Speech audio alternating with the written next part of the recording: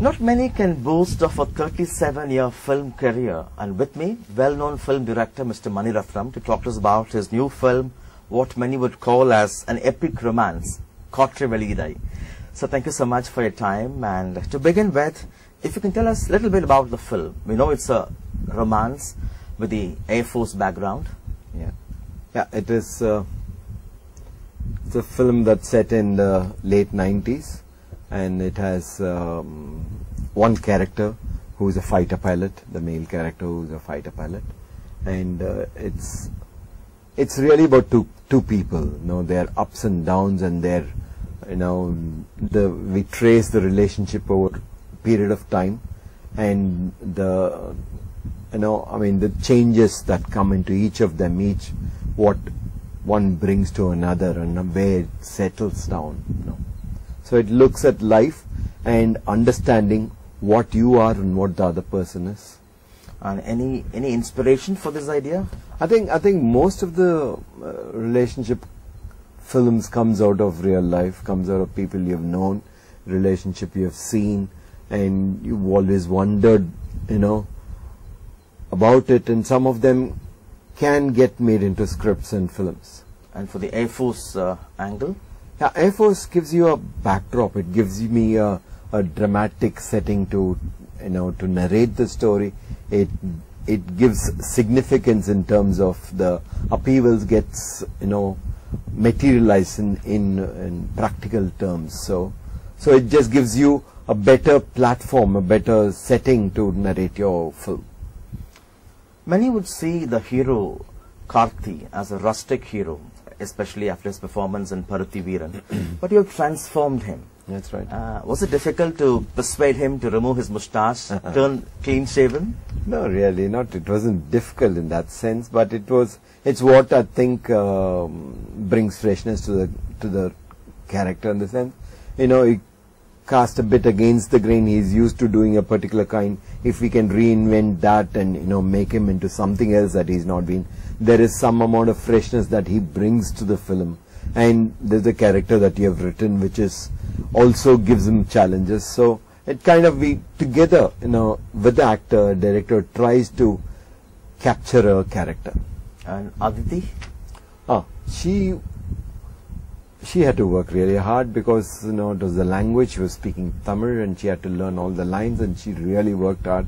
But it was very close to the role. She was, the character was, and by the time we went through the film, she was very much the Leela that we had written, and her Tamil had just become almost nearly very good. The trailers are stunning. Thank you. And do you also see shades of Surya in Karthi's performance in the film? Not at all, I think. Not at all. No, I think Karthi has got his own thing, and there is a character which kind of guides him. So I don't think it'll be just that they're brothers, and therefore, once he takes off his mush, there's some similarity, physical similarity is there. But I think they're two completely different set of actors. Right. And Karthi is, trying to play a role, a character which is very different from what he is in real person. So it is a constant discovery. Mani Ratnam movies are synonymous with beautiful love stories, romance. How does the director prepare himself to be able to connect with younger audience spanning at least a few generations? You just try to, it's not that, you just try to be as honest as you're depicting something that you've seen or something you've been close to, and you're trying to capture it as real as possible, make it entertaining but at the same time real. So that is a balance you try to do, and you're not really thinking whether this will connect with the younger audience, this will not connect. That is not whether this will be a wholesome film, whether it is a love story or it is a film like Yuva, or when you're filming something like Alai Paide. Each film is really a struggle. Each film is is an effort to get it across as well as you can. Many also see a love story, a parallel love story in the film between you and A R Rahman over the last 25 years. Tell us about that. How special is that? Yeah, I think it's been wonderful. I think you can't really believe that 25 years have passed from the time we did Roja, and he's been just wonderful. He's still as fresh and still willing to try new things, and he just doesn't settle so easily, and he's constantly growing. He's expanding his his range, but still there's something very intrinsic and very much a Rahman soul that he never lets go of. So it's beautiful to see him grow to such great heights in front of your eyes. Many would also say, in one sense, you paved the way for him to come up and even win the Oscars. It was you who identified talent in him, reposed faith in him, and gave him that debut in Near Roja. When you think of that, honestly, I really have no faith in that. In the sense, I feel that he's so talented. Anyway, he would have come. Anyway, he would have burst into the scene, and he would reach wherever he's there today. I happen to be in the way. It happens to be, and sometimes you just happen to be at the right time at the right place. I was just there. That is all. And the film happened. Maybe it would have taken a different form, but the talent was so much that I don't think it would have ever, been suppressed. He was in Jingles earlier. He was in Jingles, but he would have gotten into films. He would have gotten into, the path that he was going was always the path that he was going. So he would have anyway shown. As a person, what is that one quality that connects you and A. Rahman? I think he's a lovely human being, and I think I've got a lot of admiration for him. He's somebody who is, if he works on his song, and if I listen to it and say it's not working, he won't take it personally. He would think, okay, what shall we do? And he'll try to do something else. Whereas if I've written a scene and somebody comes and tells me that scene is not right, I'm not too sure. I'll be very polite with him, So he's a much better person than me probably. And there's a goodness in him. There is so much of talent and there's so much of humility, in the person. So it's admirable. After a few films that did not do well commercially, OK Kanmani was a huge success. Does that add to the pressure or gives you a little space to relax when you do the next film? See, when I started my film career, my first few films didn't do well at all. So I'm well trained to take take the ups and downs in films. You just try to be you try to do your story as well as you can. You try to do your job as well as you can. You get the best out of the actors and try to narrate it. If it didn't work, then maybe there was some flaw in the narration. The way I've told the story has not been communicated well. So you just accept it and learn from it and get on.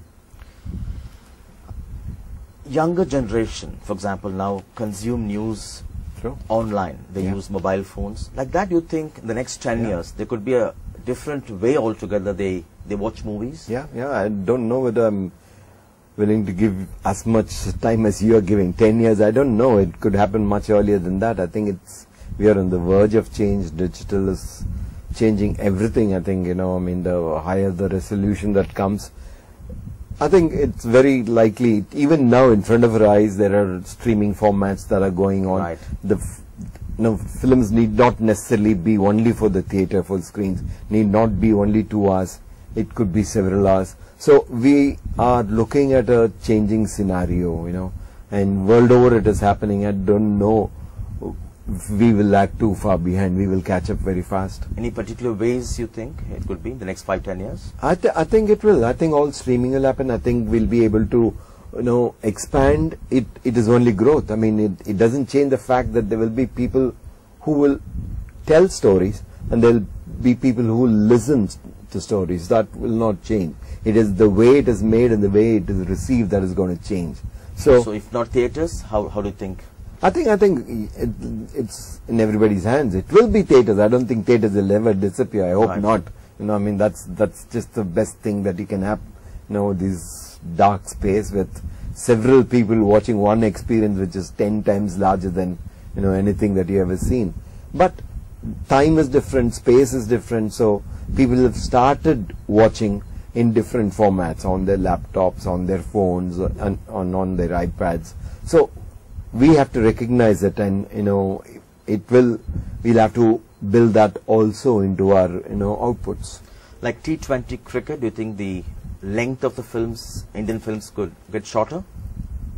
I'm saying the very idea of a film itself need not be just this 2-hour film. Right. There could be short films, there could be long films, there could be mini series that can happen. There could be all of them produced as well as a feature film. So I think change is there around the corner. Recently, we witnessed this music director, Mr. Ilayaraja, Yeah.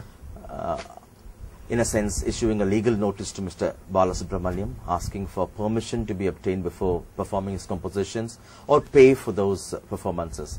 As someone in the industry, what are your views on this? How can I say? I should study IPR, what it contains. Right.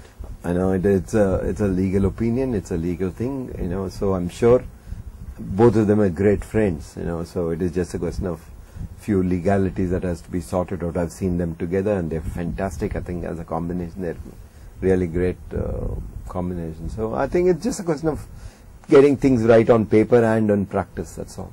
Right. One more thing is the question of